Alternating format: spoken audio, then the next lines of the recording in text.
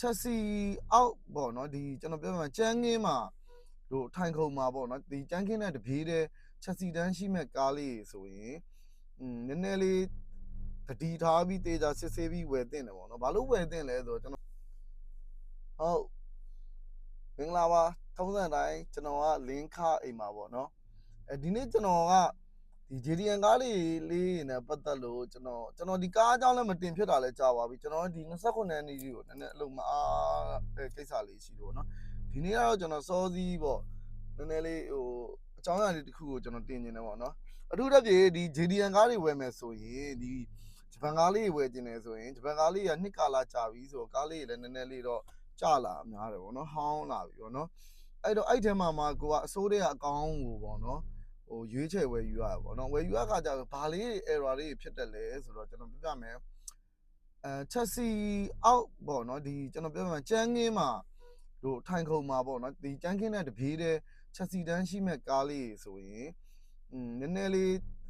တတိထားပြီးတေချာစစ်ဆေးပြီးဝယ်တင်တယ်ပေါ့နော်ဘာလို့ဝယ်တင်လဲဆိုတော့ကျွန်တော်ပြောရမယ်ဆိုရင်တော့သူကအဓိကပြဿနာဗျာသူချက်စီတန်းကဒီကားဒီကျန်းကင်းတဲ့တပြေးတဲ့သွားတာဟိုသွားတော့ဘာဖြစ်တယ်ဆိုတော့နည်းနည်းဆွေးတယ်ဗျာအဲ့နေရာတွေကရေဝင်တယ်ရေဝစ်တယ်အကြောင်းမျိုးကြောင့်ပြဿနာတွေဖြစ်တတ်တယ်ပေါ့နော်အဲ့လိုဖြစ်တတ်တဲ့ခါကျတော့ကျွန်တော်ကဒီလိုကားမျိုးလေးဝယ်မယ်ဆိုရင်ကျွန်တော်အနေနဲ့တော့နည်းနည်းလေးဘယ်လိုပြောမလဲဆိုတော့အသေးသေးစစ်ဆေးပြီးဝယ်တင်တယ်ရင်စစ်မယ်ဆိုရင်လည်းဒီအပြင်မဲစစ်ပေါ့နော်အတွင်းမဲစစ်ပါဘယ်လိုပဲစစ်ဒီချမ်းကင်းတွေအားလုံးကိုအသေးသေးခွာပြီးစစ်ဆေးတင်တယ်လို့ကျွန်တော်ထင်တယ်ပေါ့နော်ဒီခင်းထားတဲ့ဟာတွေပါဘာဖြစ်လို့လဲဆိုတော့အဆွေးတွေပါတဲ့ခါကျရင်နောက်ကြရင်စကားတွေမလိုအပ်တဲ့စကားတွေအများကြီးပြောရမယ်ပြီးတော့အရင်ဆုံးကိုယ့်ရဲ့ပစ္စည်းကိုကိုကပတ်စံပေးဝယ်တဲ့ကိုယ့်ရဲ့ပစ္စည်းတန်ဖိုးတွေဆုံးရှုံးနေတာမှုတွေရှိလာမယ်လို့ကျွန်တော်ထင်တဲ့အတွက်ကြောင့်နောက်ဆိုရင်အဲ့လိုမျိုးလေးဒီဂျပန်ကားဝယ်မယ်ဆိုရင်တေတသားလေးစစ်စစ်ပြီးဝယ်တင်ပါတယ်လို့ကျွန်တော်ပြောချင်ပါတယ်ဗျာเนาะကျေးဇူးတင်ပါတယ်ကျွန်တော်ကလင်းခအိမ်မှာပြီးတော့ by the way တခုကြံသေးတယ် GD1 လေးတွေကိုဝယ်မယ်ဆိုရင်တော့နည်းနည်းတတိထားပါဘာဖြစ်လို့လဲဆိုတော့ GD1 လေးတွေကခေဆက်ဆက် Honda Fit မှာ GD1 လေးတွေကိုလူသုံးများခဲ့တဲ့အတွက်ကြောင့်ဘာဖြစ်လာလဲနောက်ဆုံး end user တွေအနေနဲ့ဘာကြံခဲ့လဲဆိုတော့ပြဿနာတစ်ခုကဘာလဲဆိုတော့ဒီအောင်လေးတွေဟိုဟာပေါ့နော်နည်းနည်း gear ပေါက်လေးတွေ error တက်တယ်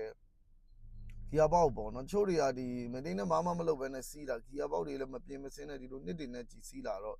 နောက်ဆုံးကြံခဲ့တဲ့လူလက်ထဲကြရင်ဒုက္ခရောက်မှာဆိုလို့စေတနာတတိပြရပါတော့ gear GD1 လေးဝင်အဆွေးများမယ်